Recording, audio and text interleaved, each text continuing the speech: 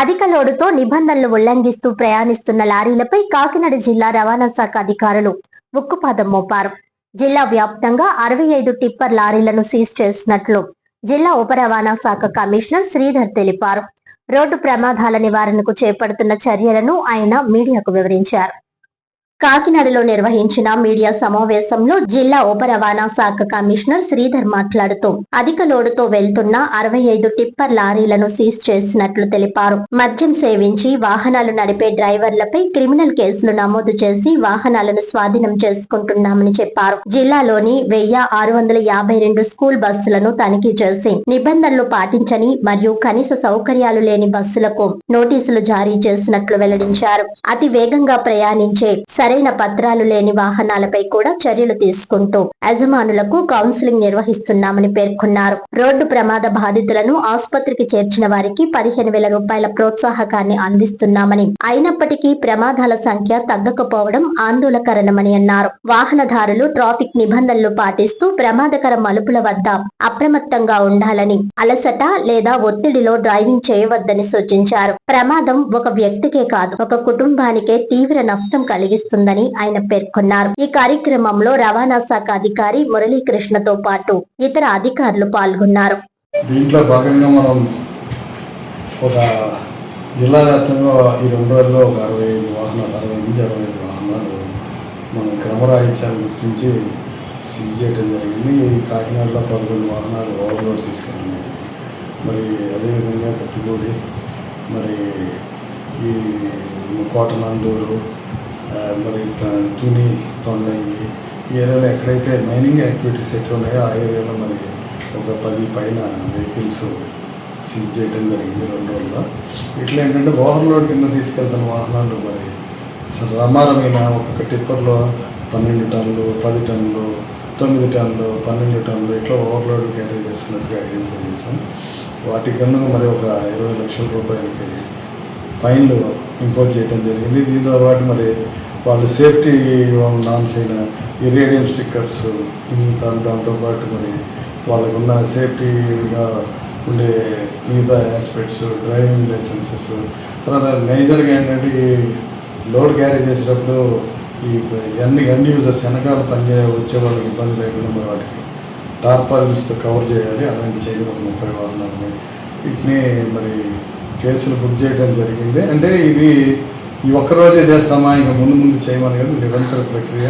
ఈ రవాణా శాఖలో మనకు అన్నిటికీ కూడా ప్రతి జిల్లాలో ప్రతి ఒక్కళ్ళకి రెవెన్యూలో టార్గెట్స్ ఇస్తారు. అవి కేటగిరీ వైజ్ అంటే అందులో ఎన్ఫోర్స్మెంట్ అనే ఒక రెవెన్యూ టార్గెట్ ఉంటుంది. ఇది మరి కిందటి సంవత్సరం అయితే మనకి 7,20,00,000 ఇచ్చారు. మనం 10 కోట్ల వరకు రాసాం. ఈ 10 కోట్లలో కూడా ఎక్కువగా ఇంట్లో కంట్రిబ్యూషన్ కేసులు రాసినట్లు ఎక్కువగా లారీలు ఉంటాయి. అదే ఈ సంవత్సరం వచ్చాడు 13,30,00,000 ఇచ్చారు. దీనికి కానీ మరి ఈ త్రైమాసికం అంటే ఏప్రిల్, మే, జూన్ మాసానికి కానీ 3,30,00,000కి మనం ఆల్రెడీ 3,40,00,000 100% స్ట్రైక్ రేట్తో రాయటం జరిగింది. వీటిలో కూడా మరి చూస్తే ఇదే విధంగా బస్సులు, ఈ గూడ్స్ క్యారియర్స్ ఇవే ఎక్కువగా ఉంటాయి. మరి ఇంత రాస్తున్నా, ఇంత అమౌంట్ మనం ఫైనలైజ్ చేస్తున్నా కూడా వాళ్ళ బిహేవియర్లో తేడా రావట్లేదు. మనం కేసులు అయితే రాస్తామో, మనం మోటార్ వాహన చట్టం కింద కొన్నాళ్ళు డిటైన్ చేస్తామో, తర్వాత కోర్టు ద్వారా కానీ ఫైన్లు కట్టడం ద్వారా కానీ వాహనాలు తీసుకెళ్తున్నారు. అదేవిధంగా మరి మీరందరూ కూడా చూశారు, కత్తిపూడి దగ్గర మన ఎంట్రీ పాయింట్లో ఒక 20 రోజులు కాన్స్టెంట్గా మరి సీసీ బస్సు మీద డ్రైవ్ చేసాము. తర్వాత రెగ్యులర్గా డ్రైవ్ చేసాము. ఈ నెలలో ఇది మరి దగ్గరగా 60 కేసుల దాకా రాశాము.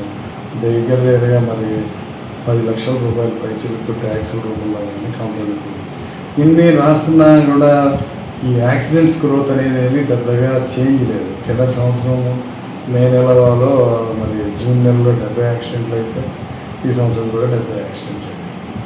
మరి డెత్స్ అయితే మరి ఒక 15 తగ్గినాయి. మరి కిందటిసారి 48 ఉంటే ఈసారి 34 వచ్చింది. కానీ ఇంజురీస్ మరి ఒక 15 ఇంజురీస్ పెరిగింది. దీని ద్వారా ఎక్కడ కూడా మరి ఎంత చేసినా కూడా వీటిల్లో పెద్దగా యాక్సిడెంట్స్లో పెద్దగా మార్పు రావట్లేదు. అంటే డ్రైవర్ బిహేవియరు ఇక్కడ చేస్తున్న వీటిలో చేస్తున్నవి అంత అనుకున్నంతగా మనం ఎంత చెప్పినా కూడా వాళ్ళలో మార్పు రావట్లేదు. తద్వారా విస్తృత ప్రచారం చేయడం ద్వారా అయినా, గవర్నమెంట్ పెడుతున్న స్కీమ్స్ అయినా ప్రజల్లోకి తీసుకెళ్ళడం ద్వారా అయినా యాక్సిడెంట్ జరిగిన విక్టిమ్స్కి హెల్ప్ జరుగుతుంది, యాక్సిడెంట్స్ కంట్రోల్ అవుతాయనే ఉద్దేశంలో ఈ ప్రెస్ మీట్ పెట్టడం జరిగింది. దీంట్లో ఏంటంటే ఈ కేసులు రాయడం ఒక ఎత్తు అయితే, యాక్సిడెంట్ జరిగిన వాళ్ళని మనం నియరెస్ట్ హాస్పిటల్స్ చేర్చే వాటిని రహవీర్ అంటారు. ఈ రహవీర్ నేను ఉండే వాళ్ళకి 25,000 రూపాయలు మరి కేంద్ర ప్రభుత్వ ఆదేశాల మేరకు రవాణా శాఖ ద్వారా మరి ప్రైజ్ మనీ ఇవ్వడం జరుగుతుంది. వాళ్ళ పని ఏంటి, రహవీర్ పని ఏంటంటే ఎక్కడైనా యాక్సిడెంట్ జరిగింది, యాక్సిడెంట్ విక్టిమ్స్ వాళ్ళు చూస్తుండగా ఉంది, వాళ్ళ దగ్గరుండి వాళ్ళు నియరెస్ట్ హాస్పిటల్కి తీసుకెళ్ళడం కానీ, సమాచారం అందించే హాస్పిటల్లోనే వాళ్ళని గోల్డెన్ అవర్లో కనుక తీసుకెళ్ళగలిగితే అలా తీసుకెళ్ళిన వాళ్ళకి 25,000 రూపాయలు క్యాష్ అవార్డు ఇస్తారు. అలా ఇచ్చిన వాళ్ళు ఏమి అంతకుముందు మనకు నాయనడు ఉండేది, ఏదైనా యాక్సిడెంట్లో చూసి మనం ఏమైనా సహాయం చేస్తే మళ్ళీ కోర్టు పోతే సాక్ష్యం చెప్పాలి, తర్వాత హాస్పిటల్ చుట్టూ తిరగాలి, డబ్బులు కట్టమంటారు. ఇప్పుడు అవన్నీ కూడా లేవు. కోర్టులోకి వెళ్ళటం కానీ, పోలీసు వారు విచారించడం కానీ ఇవన్నీ కూడా డిస్పెన్స్ చేశారు.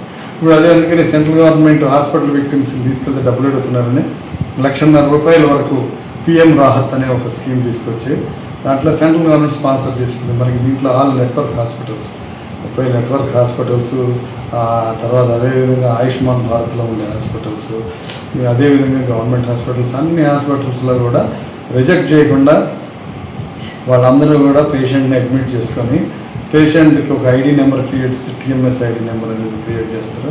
పోలీసులు దాన్ని అదే రోజు క్లియర్ చేయడం వల్ల హాస్పిటల్ వాళ్ళకి 1,70,000 రూపాయలు, 1,50,000 రూపాయల వరకు హాస్పిటల్ ఖర్చులు సెంట్రల్ గవర్నమెంట్ భరిస్తుంది. ఇలా కాదు, కొన్ని యాక్సిడెంట్స్ అసలు మన వెహికల్ ఐడెంటిఫై కాదు, చనిపోతారు. చనిపోయిన తర్వాత వాళ్ళ మీద FIR పెట్టి కొన్నాళ్ళు చూసి మరి పేషెంట్ ఐడెంటిఫై కాలేదని ఒకప్పుడు వదిలేసేవాళ్ళు. అలాంటి కేసులకి 2 లక్షల రూపాయలు సెంట్రల్ గవర్నమెంట్ స్కీముల ద్వారా ఇస్తుంది. అదే ఆ వెహికల్ ఐడెంటిఫై కాకుండా యాక్సిడెంట్ అయ్యి క్షతగాత్రులు అయితే 50,000 రూపాయలు ఇవ్వటం జరుగుతుంది. వీటన్నిటికీ కూడా ఈ హాస్పిటల్కి వాళ్ళని సరైన సెన్సిటైజ్ చేయాలి, ఈ స్కీమ్స్ అన్ని యూటిలైజ్ చేసుకుని ఫిట్ చేయాలి.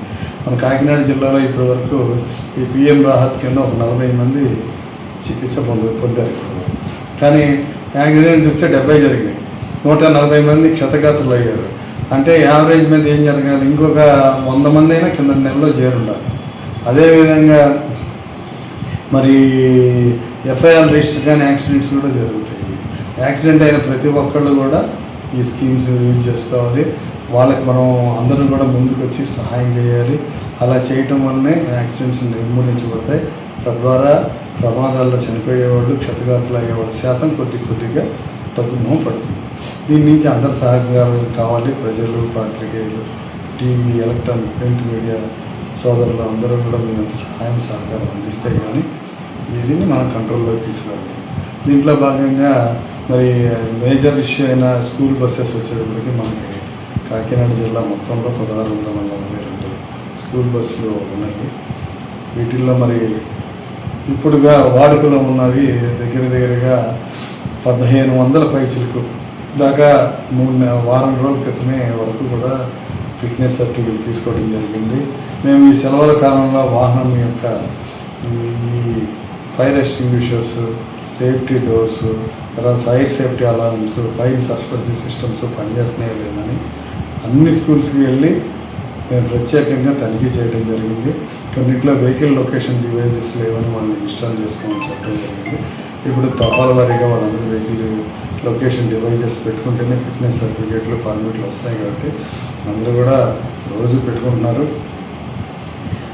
మరి అదేవిధంగా ఆటోల్లో కూడా తీసుకెళ్లే వాళ్ళకి మరి నిన్న ఒకరోజు 15 ఆటోలకి స్కూల్ పిల్లలు తీసుకెళ్లే వాళ్ళకి కేసులు రాయటం, వాళ్ళని కంట్రోల్ చేయడానికి అన్ని పోలీసు మేము కూడా మీటింగ్స్ అవి కూడా పెట్టి వాళ్ళకి ప్రయత్నం చేస్తున్నాము. తద్వారా మేము మీ ద్వారా అందరినీ కోరుకునేది ఏంటంటే అందరూ కూడా రహదారిని సేఫ్గా వాడుకోండి, సేఫ్గా జర్నీ చేయండి, ఓవర్లోడ్స్ ఎలో చేయొద్దు. డ్రైవింగ్ చేసే ప్రతి ఒక్క డ్రైవరు సేఫ్టీగా వాళ్ళకి ఇచ్చిన నిబంధనలను తప్పకుండా పాటించి డ్రైవింగ్ చేయాలి. ఎటువంటి నిబంధనలు పాటించకపోతే వాళ్ళపైన కఠిన చర్యలు తీసుకుంటామని మీ ద్వారా అందరికీ తెలియజేస్తున్నాము. ఇప్పుడు ఇందాక మన స్కూల్ బస్సులు మాట్లాడుకుంటే మరి మొత్తం 1,642 గాను 1,630 మరి ఈ రోజుకి ఎఫ్సీలు అవటం జరిగింది, ఫిట్నెస్ ఇవ్వటం జరిగింది.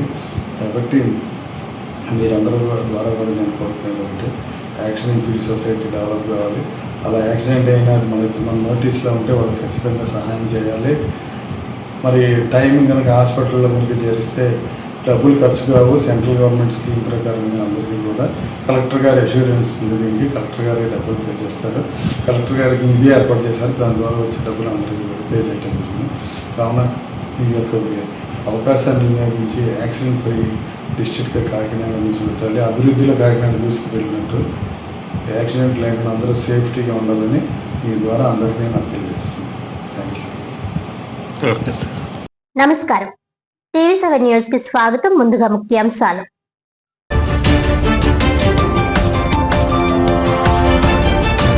రిజిస్ట్రేషన్ల వ్యవస్థను ప్రైవేటీకరిస్తూ ప్రభుత్వం జారీ చేసిన జీవో నెంబర్ 396 తక్షణమే రద్దు చేయాలి.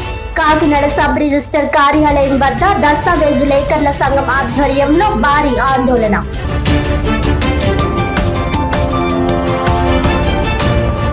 అధిక లోడుతో నిబంధనలను ఉల్లంఘిస్తూ ప్రయాణిస్తున్న లారీలపై కాకినాడ జిల్లా రవాణా శాఖ అధికారుల ఉక్కుపాదం.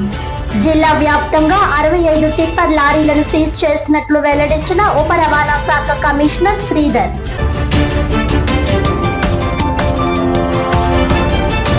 స్వచ్ఛమైన పరిశుభ్రమైన కాకినాడ నిర్మాణానికి ప్రజలు భాగస్వాములు కావాలి. కాకినాడ నగరపాలక సంస్థ కమిషనర్ ఎన్వివి సత్యనారాయణ.